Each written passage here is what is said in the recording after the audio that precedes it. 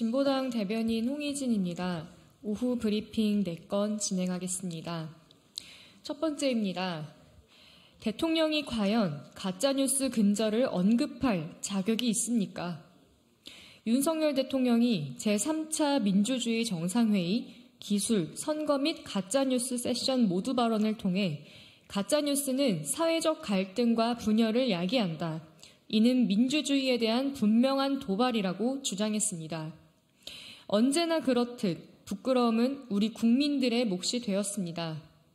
윤석열 대통령이 과연 가짜뉴스 근절을 언급할 자격이나 있는지 되묻고 싶습니다. 최근 방송통신심의위는 대통령을 풍자한 영상에 가짜뉴스로 사회질서 혼란을 야기했다며 접속 차단을 의결했습니다. 딥페이크가 아니라 방송 연설을 짜집기한 단순한 풍자 영상이었습니다. 풍자와 가짜뉴스조차 제대로 구별하지 못하는 현실은 방송과 언론 전반에 대한 입틀막으로 귀결되기 십상입니다.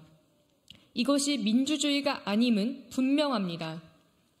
아울러 인공지능과 인터넷봇 기술을 활용한 가짜뉴스만 문제가 되진 않습니다.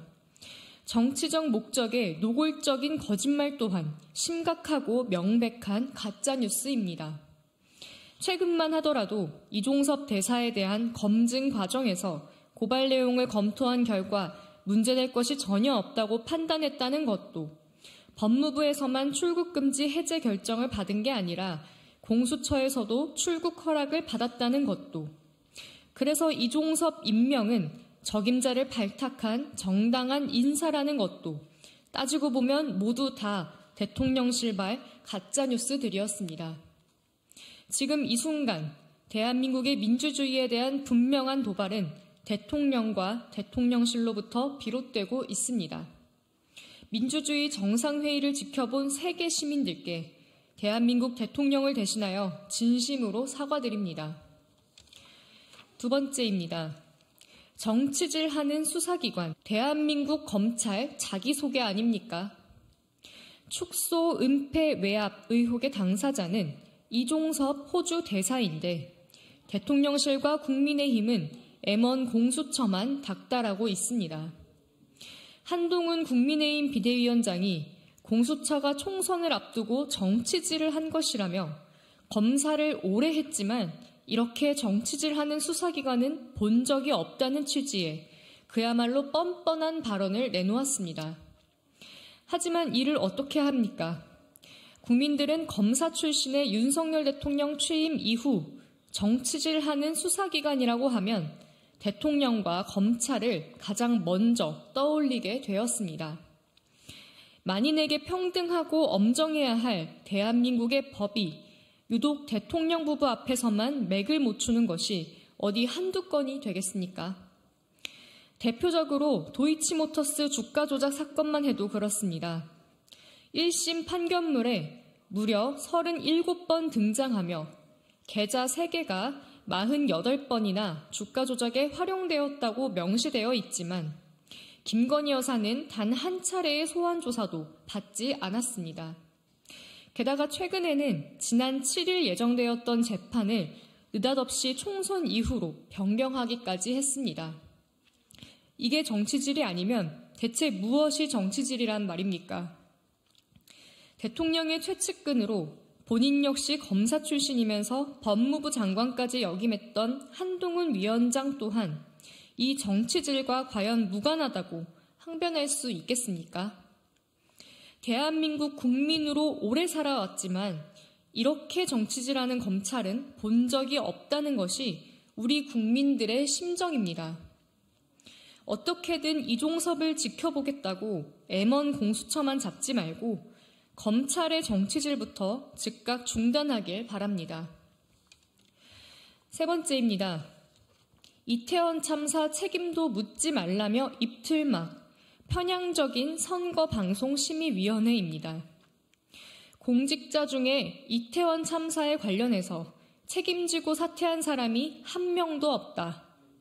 국민 대다수가 공감할 상식에 부합하는 발언입니다. 그런데 선거방송심의위원회는 이것이 자의적이고 심각한 저널리즘 원칙 위배라며 해당 발언을 다룬 평화방송 김혜영의 뉴스공감에 법정 제재 주의를 결정했습니다. 법정 제재는 방송통신위원회의 방송사 제허가 재승인 시 감점 사유가 될 만큼 수위가 높은 조치입니다. 구성부터 정부 여당 입맛대로 세팅되었던 선방심의위가 이태원 참사 책임마저 정부에 묻지 말라며 언론을 탄압하고 있습니다. 현재 선방심의위 구성은 대통령 추천의 류희림 위원장과 국민의힘 추천의 황성욱 상임위원 2명의 결정만으로 꾸려졌습니다. 심지어는 심의 대상이 될 수 있는 TV조선에도 추천권을 주면서 그 몫으로 손형기 위원이 들어가 있는 상황입니다. 사회적 참사에 대해 정부의 책임을 묻는 것에 대한 제재 조치는 선방심의위의 횡포이자 국민의 알 권리 침해입니다. 민심은 외면, 윤심만 경호하는 편향적 선방심의위 제재 결정을 당장 철회하십시오. 마지막입니다. 고물가 잡으랬더니 애꿎은 국내 농업 잡는 정부입니다. 윤석열 대통령이 물가 안정을 위한 특단의 대책이라며 수입 과일 공급 대폭 확대를 내놨습니다.